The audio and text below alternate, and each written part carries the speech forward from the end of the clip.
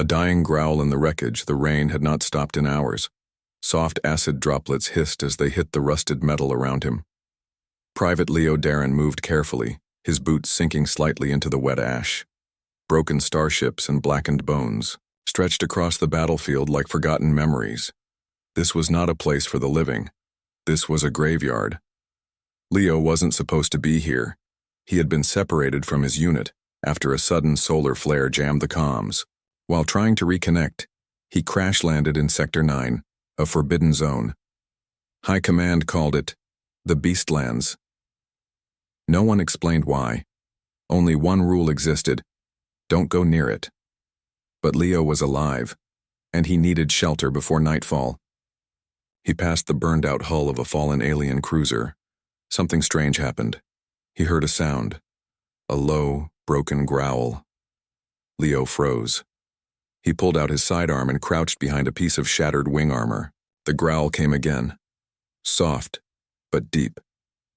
Like thunder trying to whisper. His heart raced. He scanned the area with his visor. Nothing on thermal. Nothing on motion. The noise wasn't near. It was under him. Slowly, he moved closer to the sound. Small crack in the metal revealed a narrow gap leading inside the wreck. He crouched and crawled through, ignoring the pain from jagged edges cutting into his armor. As he slid deeper, the growl grew louder but weaker, like something fighting to stay awake. Then he saw it. A large shape, half buried under steel beams and debris. Its body was covered in scars and strange black fur. Thick armored plates ran down its back like broken stone. Its chest rose slowly, very slowly, barely breathing. An alien beast, but not just any beast. This was a Threxian war beast. Leo had seen files about them during training. Massive creatures used in ancient battles. Unstoppable, deadly, and feared even by their own kind. But this one was dying. Leo gripped his pistol tighter. He could leave, turn around, report the location if he made it back alive. But then the beast opened one eye. It didn't snarl. It didn't charge. It just looked at him. That eye wasn't wild or cruel. It was tired. Old pain swam behind it, deep and still. Leo's hand dropped slightly. His fear didn't vanish, but it changed. Now he felt something else. Curiosity. He stepped closer. The beast didn't move. "Can you understand me?" Leo asked softly. The beast blinked once. Slow. As if it heard but didn't care. Leo saw the wound. A long burn across the creature's side. Charred flesh and exposed bone. It had tried to crawl out of the wreckage but collapsed under the weight of its own pain. No one helped it. No one even came looking. Leo took a slow breath. His training screamed at him to back away, but something about this creature felt wrong. Not evil. Not dangerous. Abandoned. He moved closer, a few feet away now. The beast growled again. Not loud. Not a warning. More like a breath from an old soul ready to leave. Leo whispered, "You don't want to die, do you?" No answer. He looked down at his supply pouch. One medstim left. Made for humans, but better than nothing. "If you try to eat me, I'll regret this," Leo muttered. He knelt beside the beast. The moment he reached out, its eye flicked open again. This time, wider. Alert. Leo paused. "I'm not here to hurt you," he said. "I don't know what happened to you, but you shouldn't be alone." He touched the edge of its fur. Warm, rough, trembling. The growl stopped. Leo injected the stim near the beast's shoulder. It twitched, then went still. A few seconds later, its chest rose deeper. Breathing improved. Not healed, but stable. Leo sat down beside it, soaked and silent. Then something strange happened. A memory, not his, flashed in his mind. A tall alien woman crying over a small beastling. A warship exploding in the sky. Cold hands pushing someone into exile. Pain. Rejection. Loneliness. Leo gasped and pulled his hand back.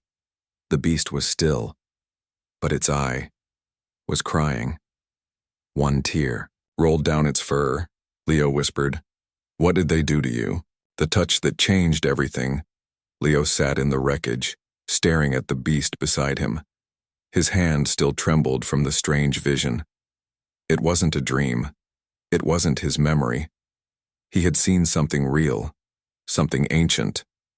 The moment he touched the beast, something inside his mind had cracked open, and for just a second, he felt her pain.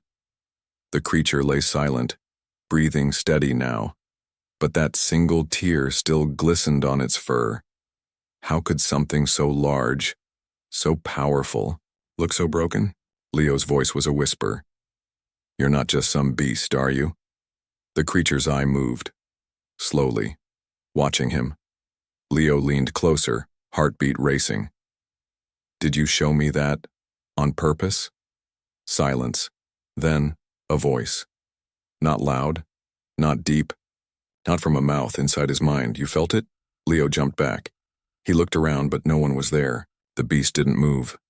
He stared at her. "You're speaking to me?" Again, that soft, calm voice inside his head. "Only because you touched the wound." Leo blinked. "The wound? Not the one on my body, the other one. The old one. The one they left inside me, when they cast me out." Suddenly, Leo didn't feel cold anymore. He felt fear, but not of her. Fear of what was coming. He sat back down, keeping his eyes on the beast. "Who are you?" A pause. Then she answered. "They called me Gura. I was born to lead armies. I was trained to destroy, but I chose not to." Leo's breath caught. "You refuse to fight?" "I refuse to breed more like me. I refuse to let them use my body to create weapons." He stared at her in disbelief. She had been a warrior, a queen. Now she was a prisoner inside a dying body. Leo felt something burn in his chest. Anger. Not at her, but at those who did this to her. "They punished you?" "They hunted me, beat me, ripped my name from the records. Then, they left me here, to rot." The rain outside turned harder. Thunder cracked in the distance. Leo looked around. "You've been here all this time? Alone?" Gura didn't reply. But the silence said everything. Leo's mind raced. This wasn't just about saving a wounded creature anymore. He had stepped into something deeper, darker. He stood up and checked his scanner. Still no signal. His ship was gone.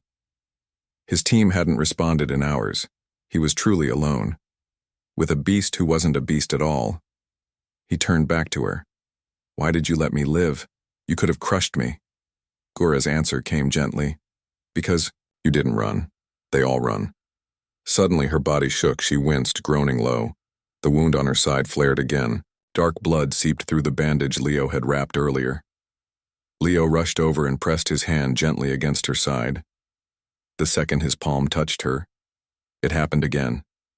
This time the visions came faster, like a flood.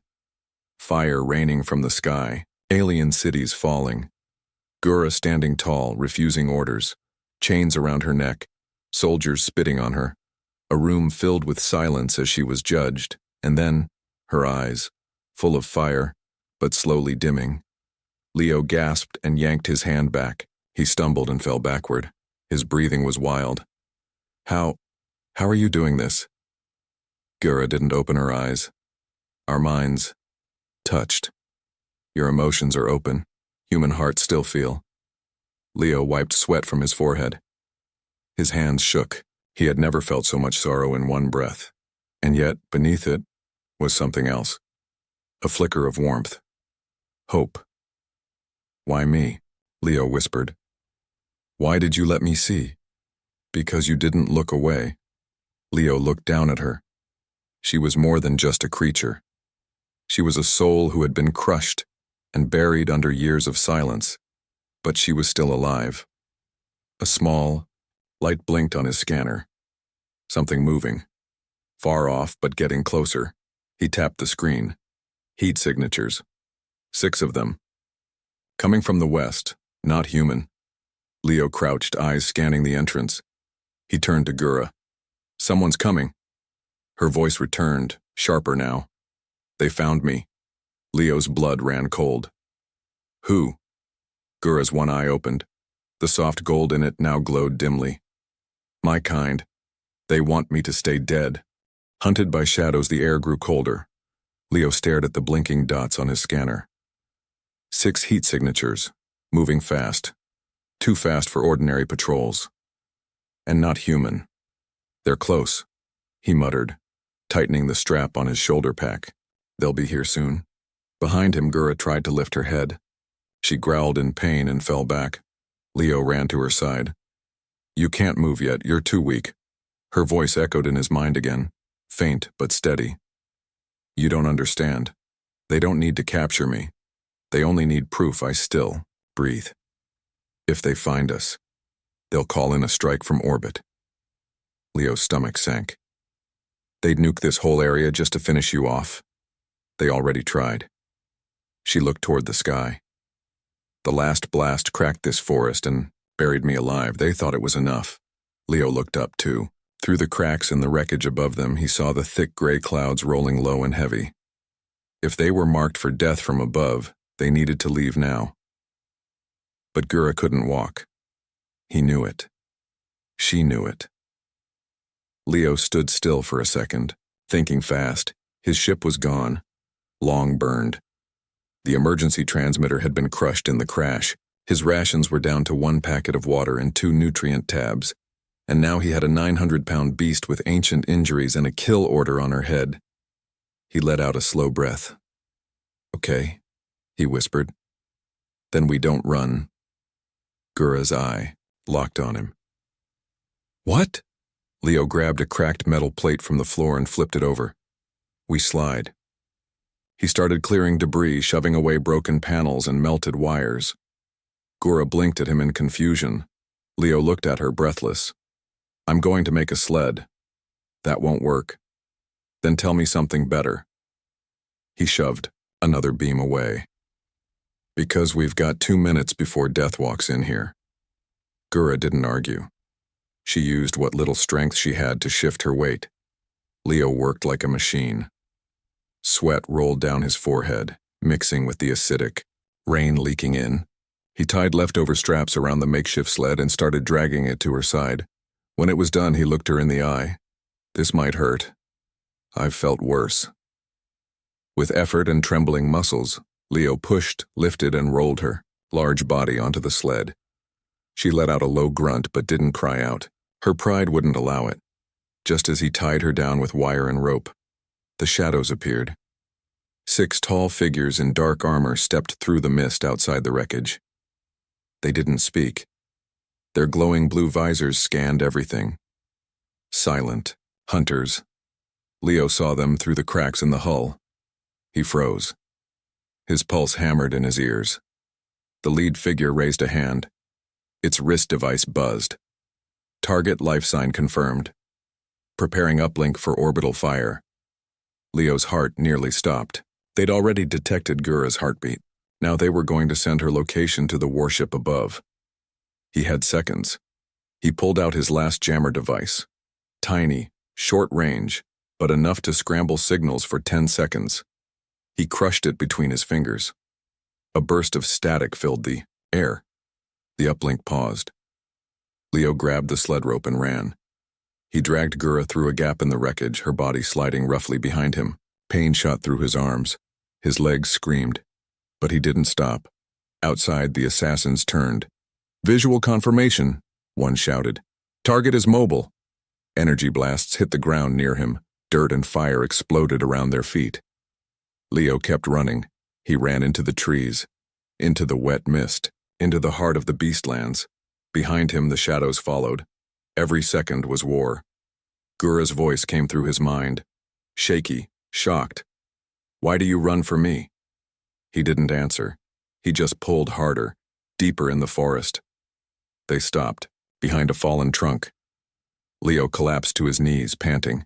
His gloves were torn, his arms bled, but they were still alive. Gura lifted her head slowly. Her golden eyes stared at him, not as prey, not as a tool, as something more. "They won't stop," she said quietly. Leo looked at her. "Then neither will I." A faint wind blew through the branches. Alien birds cried far away. The sound of armored footsteps grew fainter behind them. For now, they were safe. But Gura knew what came next. They sent shadows today. Tomorrow, they'll send fire. Into the toxic hollow, the trees thinned as the fog grew darker. Leo dragged the sled across thick roots and broken stone, sweat pouring down his face. He had no idea where they were anymore, only that they had escaped the first wave. Behind him, Gura lay still, barely breathing. The wound on her side had reopened. Blood dripped onto the soil, mixing with rain and ash. Her massive body was too heavy to carry any farther. Leo stopped beneath a twisted tree and dropped to his knees. His muscles shook. His lungs felt like fire. His vision blurred, but he didn't stop watching the scanner in his left hand. The dots were gone. For now, he turned to Gura. "We can't keep running like this," he said softly. "They'll track us again. We need to hide." Her voice entered his mind, fainter than before. "There is one place they will not follow." Leo frowned. "Where?" "The hollow." His blood turned cold. He had heard of the place. Every map showed it as a dead zone. Toxic mists, no signals, strange energy readings. Even animals didn't go there. "You want us to go into that?" "Yes." Leo looked down at the trail behind them. The forest had already begun to burn in the distance, flames moving in a perfect circle. A scouting drone must have tagged them before it was destroyed. He looked back at her. "You sure? They fear what sleeps there, but I know the way." Leo said nothing more. He grabbed the sled rope, grit his teeth, and moved forward, toward the place no one dared go. Hours later, the forest turned into gray sludge. Leo stepped carefully. The trees here had no leaves, only twisted black limbs that reached toward the sky like dead fingers. Strange glowing spores floated through the air. The light was dim, but the pressure in the air felt heavy, like the planet was holding its breath. His scanner no longer worked. The display glitched and died the moment they entered the hollow. Gura stirred behind him. "The air here changes minds. Protect yours." Leo paused. "What do you mean?" "Don't listen to the voices. They aren't real." Before he could ask more, a sound echoed in the mist. A child's laugh. Leo spun around.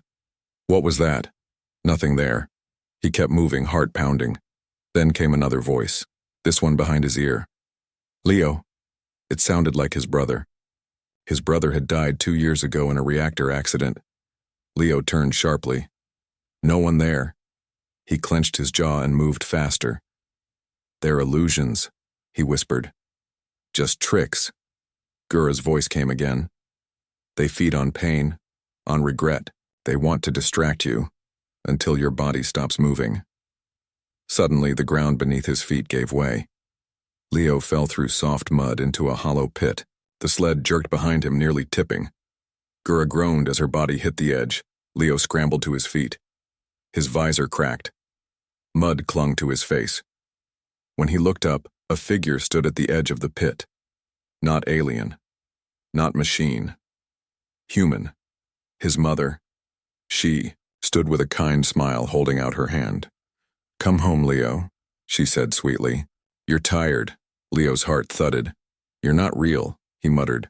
"But I can take away the pain," she said. "You don't have to keep fighting."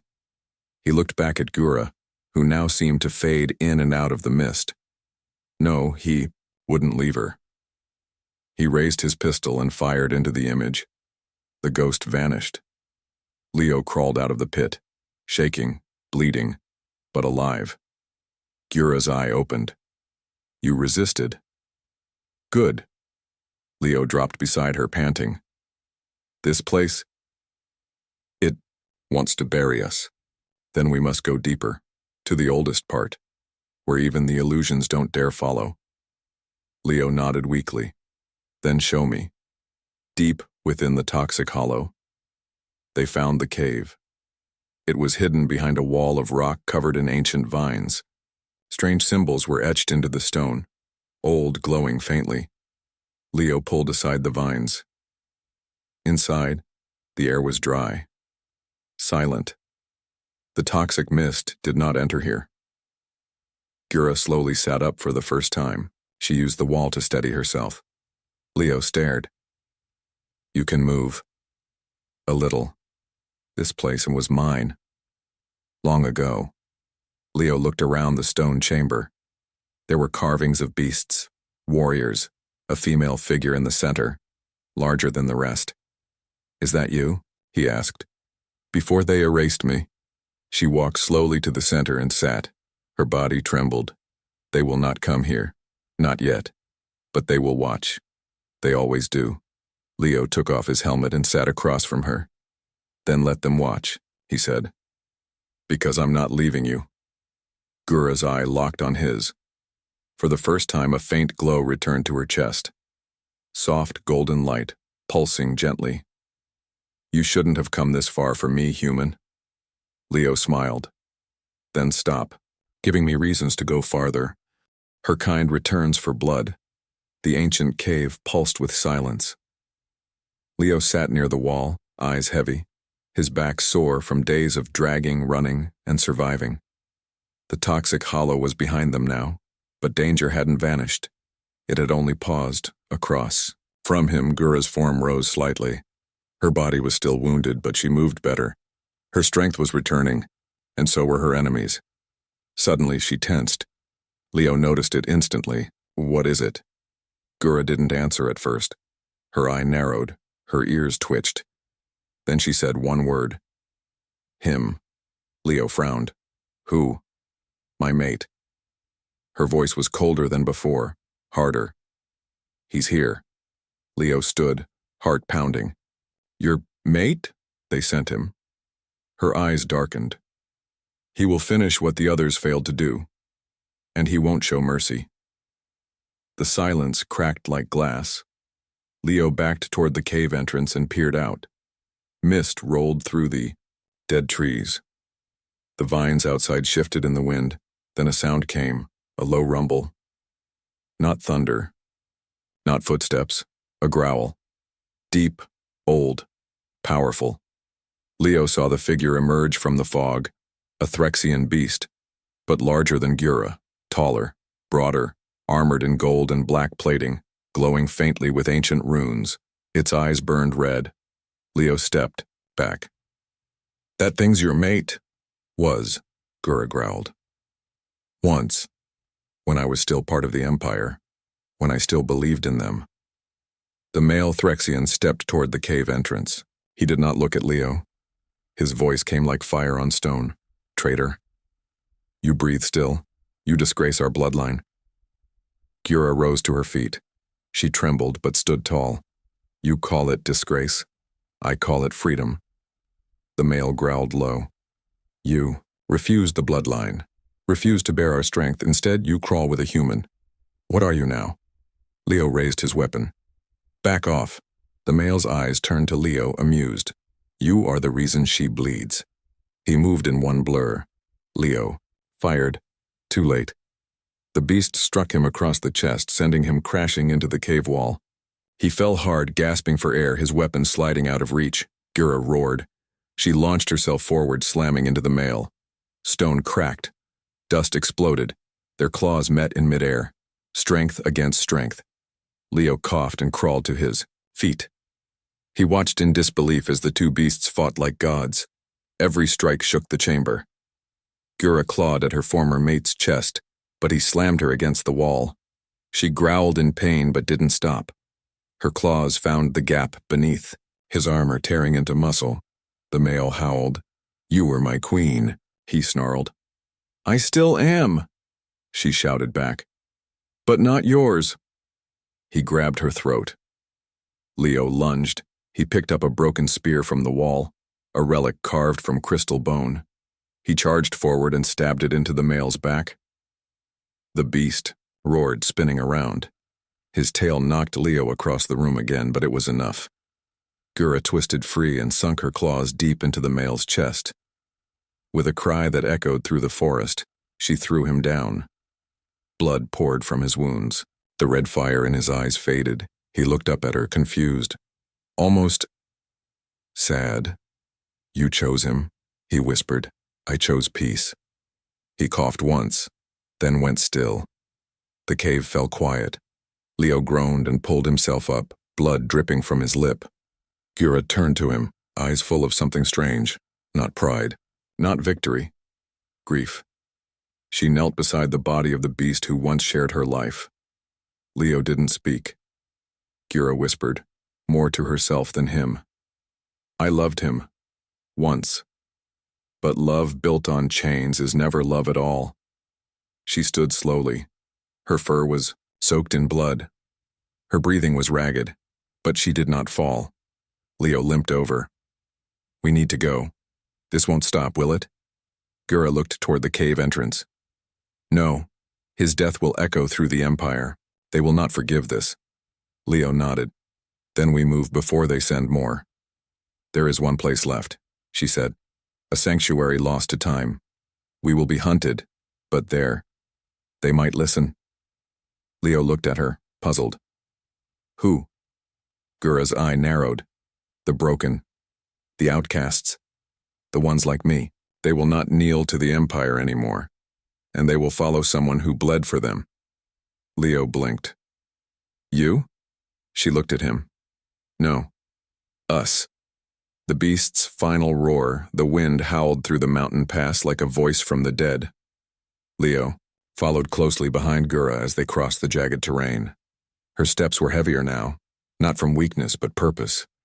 Her wounds had closed, her muscles firm again. The old queen was rising from her ashes, but time was running out. "We're being followed," Leo said, checking a handheld tracker powered by salvaged batteries. 3 signatures, not shadows, something bigger. Gura didn't stop walking. "They sent the high bloods," she muttered. Leo frowned. "What are those?" "The ones bred in silence. They don't speak. They only kill." He paused. "And you think we can beat them?" Gura turned slightly, one golden eye glowing faintly in the dusk.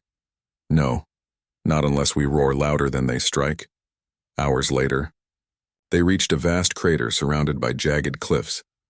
At the center stood a black tower, ancient, half-collapsed, hidden from satellites and scanners. The markings on its surface pulsed with faint energy. "What is this place?" Leo asked, awestruck. "The cradle," Gura answered, "where Threxian bloodlines were born, and where some of us broke free." As they approached, strange shapes moved from the shadows, beasts of all sizes and colors. None wore armor. None carried weapons. They were broken, exiled, forgotten. But their eyes were not empty. They watched Gura with slow recognition. One of the older one stepped forward, a scarred female with a missing jaw. Her voice came through the air, not her throat. "We thought you were dead." "I was," Gura said softly, "but something touched my heart. And now I need your strength." The crowd grew silent. Leo stood beside her, unsure. He was just a man in torn armor, holding a broken rifle, bleeding from the side.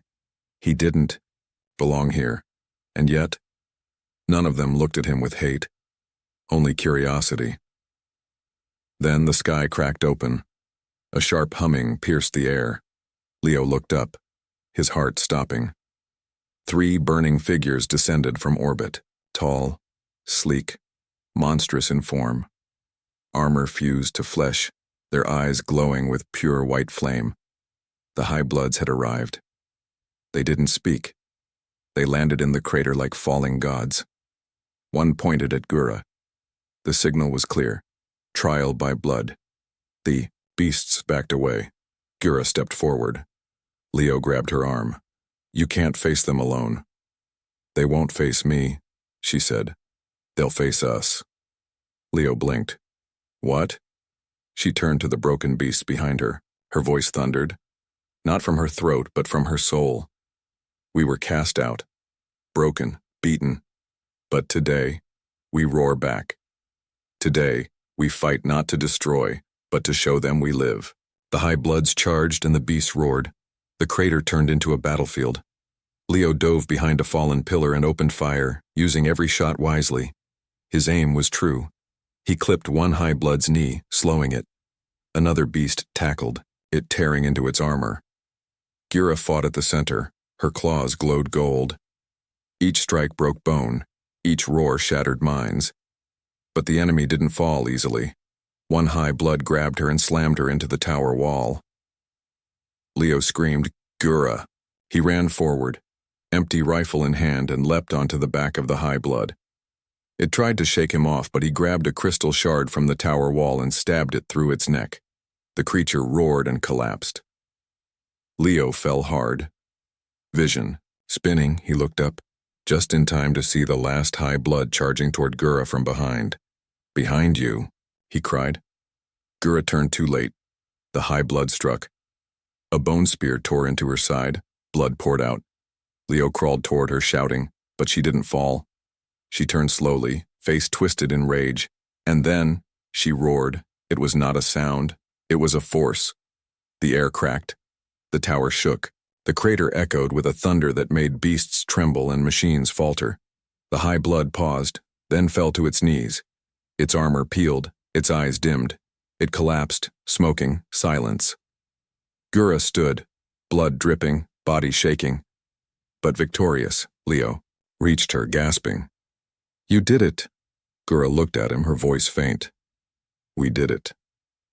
That night, fires were lit. Wounded were treated. And the exiled gathered around a human and a beast who had bled together. Gura lay beside the central fire. Leo sat next to her, wrapping her wound with care. "You almost died," he said. "I was already dead," she replied. "Until you touched my heart." Leo stared at the stars above. "What now?" Gura looked at the beasts around them. "Now, we rebuild, and the Empire will hear our roar." A heart reborn. The sun rose slowly over the shattered land. Its golden light spread across the crater like a soft blanket, touching every broken wall, every scarred beast, and every pool of drying blood. But today, the light was not just light. It was a beginning.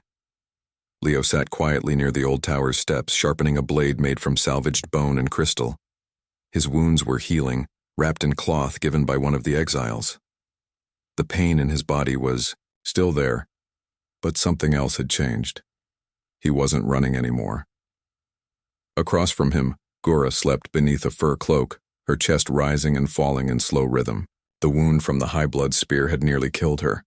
It would have, if she had been alone. But she wasn't alone. Not anymore. Leo glanced around the crater. The exiled beasts had begun rebuilding. Their claws dug fresh ground. Broken, stone became walls again. Water lines were drawn from underground. Fires burned not for battle, but warmth. A village was rising. No orders, no war chants, no masters, just survivors, becoming something more. Hours later, Gura opened her eye. Her breath caught for a moment until she saw Leo sitting beside her. His smile was tired but real. "You're awake." She nodded weakly. "I dreamed of fire." Leo raised an eyebrow. "A bad dream?" "No. A memory. When I first broke the chains," she touched her side, wincing. "And now, I remember what it felt like, to have something to protect." Leo leaned forward. "You have them now. All of them. They're following your lead." Gura shook her head slowly. "They're not following me, Leo. They're watching you." Leo frowned. "Me?" "Yes, because you did something no one else ever did." "What?" "You reached out, when I had given up. You saw a monster, and you touched it with kindness." Leo looked away. He didn't know how to answer that, so he said nothing. That evening, a call came from the ridge. 3 scouts returned from the outer jungle. One of them, a young beast named Rogan, looked shaken. "They're moving," he said. "The Empire." They know their high bloods are dead. They're gathering fleets. They think we're building an army. Leo stood up. Are we? Rogan hesitated. We don't know what we're building. We only know we're not running anymore. Gura limped toward them, still weak but proud. Then let them come. She raised her voice for the beasts gathering around. They'll send ships. They'll send fear. They'll try to remind us what we were. But we are not weapons. We are wounded hearts reborn. A silence fell. Then one beast let out a low growl of approval. Another followed. Soon the entire crater echoed with the sound of exiled voices, roars not of war, but of unity. Later that night, Leo stood on the cliff's edge staring at the stars. A soft step behind him, Gura joined him, her silhouette tall and strong once more. You're still watching the sky, she said.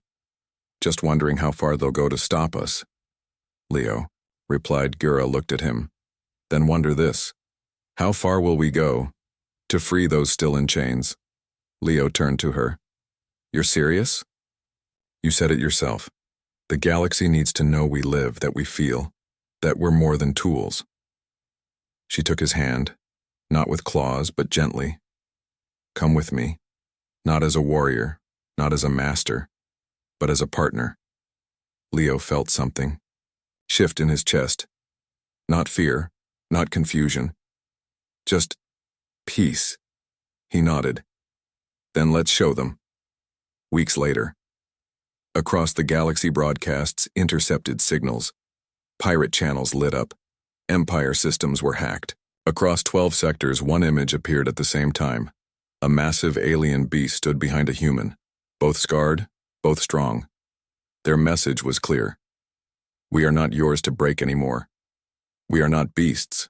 We are not prey. We are hearts that bleed and roar, and we are not alone.